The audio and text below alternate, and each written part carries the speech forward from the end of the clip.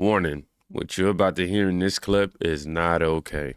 It is not okay. However, I'm glad that he put us on notice. In addition to that, I will say this right here is the hypocrisy that we continue to talk about within the Democratic Party. Does this not sound like a threat to you? We are mobilizing in New York. We have people going to the Republican districts and going after these Republicans who are voting for this and forcing them to either change their vote or face the consequences. This is a long, relentless fight that we fight every day, and I am confident that we will bring Trump's popularity, numbers, and strength down if we keep at it and keep at it and keep at it. He's literally saying he's sending Democrats after Republicans to force them to change their vote in some sort of way as it relates to Donald Trump. And I don't know which particular bill they're talking about right here, but we're going to generalize it. The fact that you are sending Democrats to attack people who don't agree with the Democrat agenda, that shows us exactly what we've been saying this whole time. It is not a conspiracy. You guys are the ones that are the real threat to democracy, out here inciting crap like this. I don't believe that. I mean, I really can't believe this, man. This is blatant intimidation. Trump gunner ads. Schumer is openly admitting to sending activists to harass Republican representatives for doing their job. This isn't democracy. It's mob rule. If a Republican said this, the media would be in full meltdown mode. I 100% agree. And this is why we had to do this today. The Department of Education is dismantled. Because people ain't too educated. I'm telling you, if people really know how to read, we won't have a lot of the issues that we have in there. All of this wish-washy lying rhetoric and all these narratives that they spewing out here. We're going to debunk all that too now. Caroline, leave it. Put on a masterclass in front of the media. Y'all check this out. Caroline, what do you say to critics of the president's education plan? Where was their criticism of our nation's failing test scores for the last several decades? The Department of Education was founded in the 1970s, and since then we have spent more than $3 trillion at this federal bureaucracy. What has been the return on that investment for the American taxpayer? Levels that are less than ideal, less than proficient. Our children's test scores are incredibly concerning when it comes to reading rates, literacy rates, math, and science test scores. The numbers prove that, and this president is finally taking much needed action to return education to where it belongs, and that's to educators closest to students in their classrooms in their respective states. We're going to have a great event here later at 4 o'clock. There will be students here, teachers here, parents here, educators, and of course governors from around the country who are very excited about taking on this responsibility to educate our nation's students.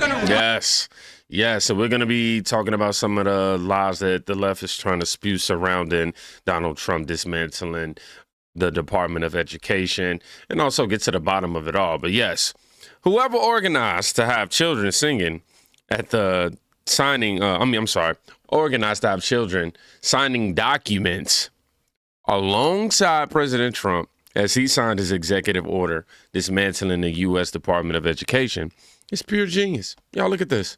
Let's use that same pen.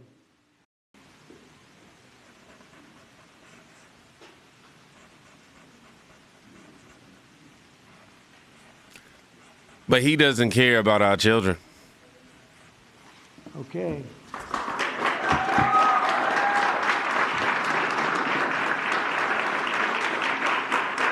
Wow.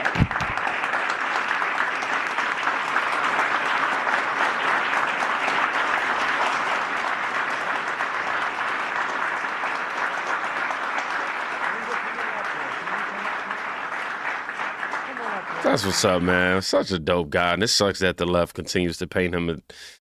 They'll never post stuff like this.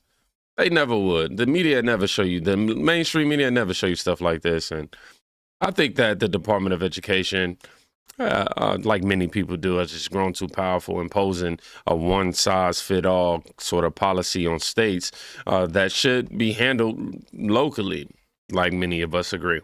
And dismantle it will return the control to state and local governments where, I feel like it definitely belongs. You got to meet people where they are in certain areas of the world.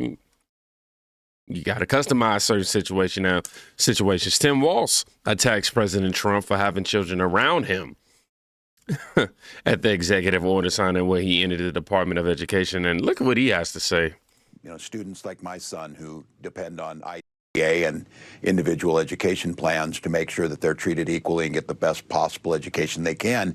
That's a hallmark of America. I think America's great contribution to the world is our public education system. And of course, Donald Trump doesn't care. And I appreciate you showing that photo because it's so obscene that he would put a mock classroom. We all know he's never been in one. He wouldn't last for a minute. He's never done it. He's surrounded by people who know nothing about education. And they want to make this about bureaucracy and cutting. This is about children. This is about broadband access in their schools. This is about the research you were talking about.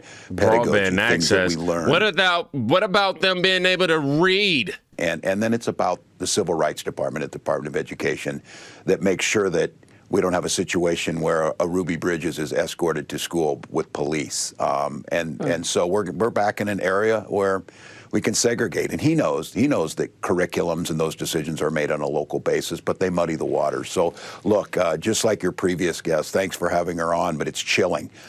They don't care about law. They don't care about where the American public's at. And that kind of segues to why I'm getting out there. And there's a reason that these Republican Congress members aren't holding town halls, because this is so unpopular they can't defend it.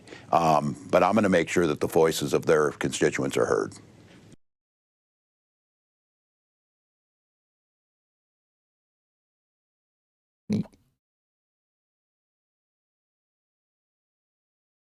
Did he just insinuate that little black kids are going to have to be escorted to school and some sort of racism? What?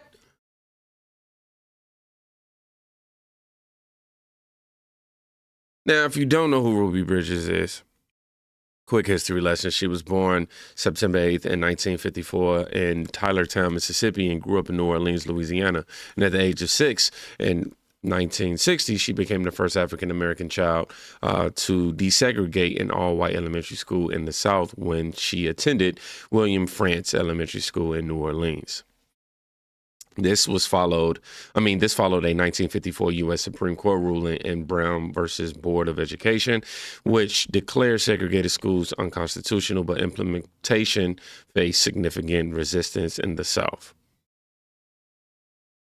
You see how they're trying to frame this to the American people and continue to create this division, within a country, and point the finger and say, it's Donald Trump doing these things. Bro, you're making fun of this guy for making a mock classroom right now. But not making, hey, we shouldn't make fun of this, but not making light in no way, shape, or form of the purpose of him signing this document. Oh, Donald Trump he doesn't care about the teachers. He doesn't care about the kids. He doesn't care about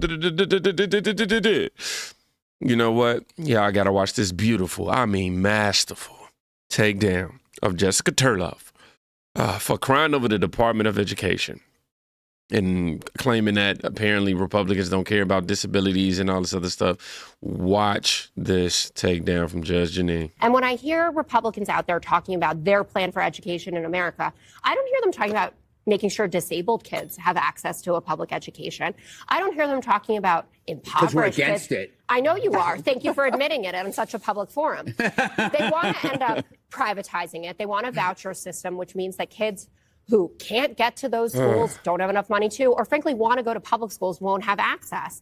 And they also have all of these religious kooks, like the superintendent of Oklahoma, who wants to spend millions of dollars on Bibles for the schools, Trump Bibles, because it's all a grift. They want to make it private. They want to make them religious institutions. And that goes against what you're supposed to do in America. So does it need reform? Does it need to be made better? 100%. But come on. All the Democrat politicians, let me tell you Jeanine, something. send their You kids tell to me. private schools. I am going to tell you. All Number right, one, I'm ready. Number one, we are one nation under God, and don't make a joke about that. Do you think there should be Trump Bibles in public schools? Number two Y'all listen. is the issue that the Department of Education has wasted $100 billion a year. So cut the crap. You yourself admit they don't do any education. Now, you say that Trump is not dismantling. He's already dismantled with DOGE. And let me make one thing also clear. Department of Education was created by an executive order by Jimmy Carter as a payback to the unions. Subsequently, Congress came in and created it, and we're going to end it the same way with an executive order dismantling it. Subsequently finished by a decision by Congress. Now, let's be real clear. All of these issues, as it relates to Pell Grants, special needs, all that stuff is being moved to different departments within Washington. They are not being eliminated, and don't make it sound like these kids are being forgotten, because they're not. But if you want to talk about no child left behind, if that's what the Democrat liberals believe in, that screwed us up, screwed our kids more than anything. Because no kid left behind made sure that every kid passed. And now we've got kids who can't even read at 8th grade level. Come on now. They were passed. We have a 19-year-old who graduated with honors who can't read proficiently. All of this Democrat nonsense labelism is for the birds. And let me tell you one more thing. The Constitution does not guarantee an education. It is not a federal right. It is not a federal issue.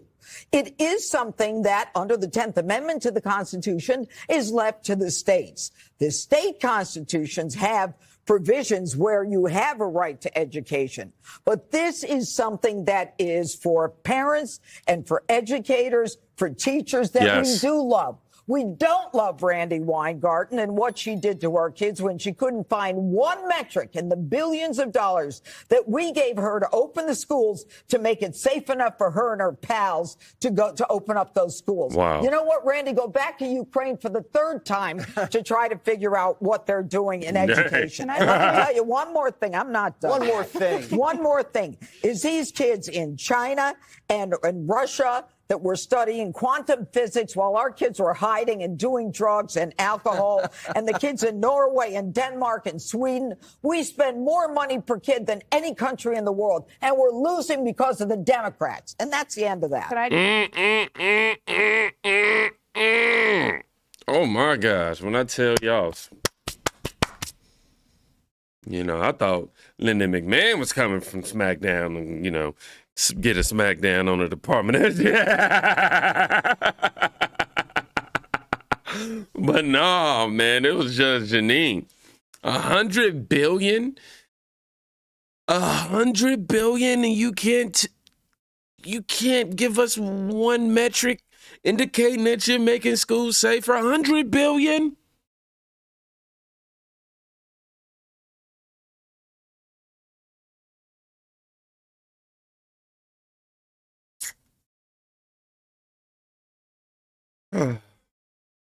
Yeah, man. I'm glad that they are returning to the constitutional principle aspects of this and putting it back in the hands of the states. And then the fact that these people are willing to sit there and be hypocrites and make it seem like Donald Trump is just out here doing, I mean, the absolute worst, when they're, in fact, in support of what he's doing. They don't support illiteracy rates and things of that nature. But because Donald Trump is dismantling it the way that he's dismantling it, they, like Judge Jeanine said, they want to add all these different labels. Oh, he's going to get rid of this and he's going to get rid of that and he's this and he's that. Oh my gosh, bro, it just never stops. It never stops. The Department of Education is going to have horrific implications. So I actually think this is going to be super beneficial for us. But like, what are your concerns? Kids are going to lose access to their breakfast and lunch programs. Yeah, that's huge. The kids have to eat, but thankfully that's already funded by the Department of Agriculture. Okay, but what about the special needs children? What about the children who need IEPs and special education services? What about them? Super important, and I fully agree with you that we need to protect these children. However, all of that is being moved to the Department of Health and Human Services, so none of that is going away. Okay, whatever, but what about the grants and scholarships? What about the Pell Grants? Where are those going to come from? Yeah, absolutely. You know, I was on a Pell Grant myself, and I understand the importance of having these grants and scholarships available, but thankfully, all of that is being transferred to the Department of Treasury. Whatever, okay? We need more funding, not less. You know, more money is just, it's not always the answer. Interestingly enough, adjusted for inflation even, the Department of Education's budget has grown from $14 billion to $80 billion in recent years, while student outcomes have actually gotten worse. Not just that, but nationwide, less than 32% of our children are proficient in reading and less than 31% are proficient in math. The system is failing our children. It's time for it to go. Yes. Because they, instead of educating our kids, they out here pushing agendas. They out here pushing ideologies and radical, beliefs that they are literally trying to brainwash our kids with. Like, come on, they ain't doing nothing but indoctrination. Come on, look at it, man. Look at all the Charlie Kirk videos and the Liberty Hangout videos when they go on campuses and stuff like that. Usually when you're younger, you're more liberal, more social, more of a socialist and things of that nature. But as you grow, you move towards more being more independent or conservative, right? Now, let's go ahead and address some of these concerns, these fears. President Trump announces that special needs and nutrition programs handled by the Department of Education will, in fact, be controlled by the Department of Health and Human Services. Just to reiterate, just so y'all can hear from him. So Bobby Kennedy, the Health and Human Services, will be handling special needs and all of the nutrition programs and everything else. Rather complex, but that's going to be headed by and handled by Health and Human Services. So I think that'll work out very well. Those two elements will be taken out of the Department of Education, and then all we have to do is get the students to get guidance from the people that love them and cherish them, including their parents, by the way, will be totally involved in their education along with the boards and the governors and the states, and it's going to be a great situation. I guarantee that also. Yeah, definitely about to be a great situation. Now, this is something that not so great. You're going to be pretty ticked off when you hear this, but 23 million federal workers, 11 million work in education, and 6.7 are not teachers. According to Dr. Larry Arnn, there are 23 million civilian employees of the government, state, federal, and local. 11 million of them work in education. 11 million of them. Almost half. But did you know out of 11 million, 6.7 million of them are not teachers or teachers' assistants? Over half. Maybe we can finally find some money to give the teachers. So you have 11 million people in education. 11 million people that work in education in this country.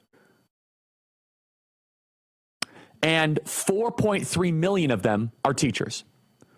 So 4.3 million are teachers. So over half are not. And the remainder, 6.7 million, are principals, assistant principals, deans, paper workers, administrators. This is the problem with education. Most fundamentally, is that we have become a bloated, overweight country. Both metaphorically and literally, by the way. But that's a whole separate topic for a different time. And our institutions have found themselves to be a little bit lethargic, getting a little bit slow, a little bit slug. I'll just say this. All of that funding that's being misplaced, we can now have that conversation about making sure teachers are being paid fair wages. Isn't this what the Democrats ultimately want? It's just crazy, right? We're fighting for the same thing. Obviously, they don't appreciate the route that Donald Trump is taking, but the goal is the same, and the result is the same. What they want it to be. Well, how do I say? What they campaign it to be like versus what it's like behind closed doors is in favor of what Donald Trump is and Doge is doing. But because it's Donald Trump, that's really all it is. Y'all know about TD. Y'all know how TDS. Well, as we know, the Department of Education here in Washington, D.C. is overwhelmingly staffed by radical left Marxist bureaucrats who are in every way hostile to Western civilization, hostile to American interests, and hostile to our founding documents and culture. And so they are using their position and influence inside the Department of Education to try to force agendas like radical gender ideology, like critical race theory, like diversity, equity, and inclusion, and all kinds of anti-America curricula and policies on the American people, on our students, on our children. So it's taking away from parents the ability to control and direct the education of their own kids, of their own families. So what we're going to do under President Trump's leadership and direction is to return that authority to the greatest extent possible to the local level where parents can control outcomes, while at the same time making sure that no federal funds are used to support racism, to support gender ideology, or critical support race other theory, ideas and principles that are offensive to the American taxpayer. Yes. Get rid of all that nonsense, man. I don't want my child growing up in a school where he's being taught that he's a victim because his skin color is black. And then having these, children who are white growing up to think, oh, because I'm white, I'd have to feel bad and always take up for the black man and, make sure that they're like, come on, man. We live in America now. And Martin Luther King, Malcolm X, oh, man, they didn't, and even people beyond that, they didn't fight for us to go back into segregation. They didn't go out there and hold those, try to do those marches to separate us. They did that to try to bring us together, man. Why are we trying to twist everything, back in time? I don't get it. Anywho, that's besides the point. I started ranting. Besides the point, let me bring it back. I feel like this is going to be something that's great for us. You're going to have the states be able to bring unique ways to, create and test out unique strategies to help better educate our children on a local level. I think that's very important. Getting rid of these ideological biases as well. All of this nonsense about gender this and gender that, and you don't know if you're a boy or you're a girl, and girls get in men and girls' locker room, like, can't need that, and the literacy rates through the roof. We don't want none of that. Now, they say Tim Walz claimed that Trump doesn't care, man. But I want to leave y'all with this right here. Special message from your boy, Donnie. I want to just make one little personal statement. Teachers, to me, are among the most important people in this country, and we're going to take care of our teachers. And I don't care if they're in the union or not in the union. That doesn't matter. But we're going to take care of our teachers, and I believe the states will take actually better care of them than they are taken care of right now. They'll work all sorts of systems and even merit systems. Those great teachers are going to be maybe a little bit better rewarded, or maybe that's the way it should be, but the states are going to make that decision. But we're going to love and cherish our teachers along with our children, and they're going to work with the parents, and they're going to work with everybody else, and it's going to be an amazing thing to watch, and it's really going to be something special. And I want to just Definitely is. Let me know your thoughts. Do y'all agree with Donald Trump and Doge and their dismantling of the Department of Education? I'll say yes. Somebody says exactly. And any active teacher will tell you the only thing that DOE, Department of Education, did for K through 12 public schools was mandate. No funding attached. They've done nothing else. I remember growing up and always hearing about how we don't have money for this book and that book and woo. And even to this day, which I have no problem with contributing at all.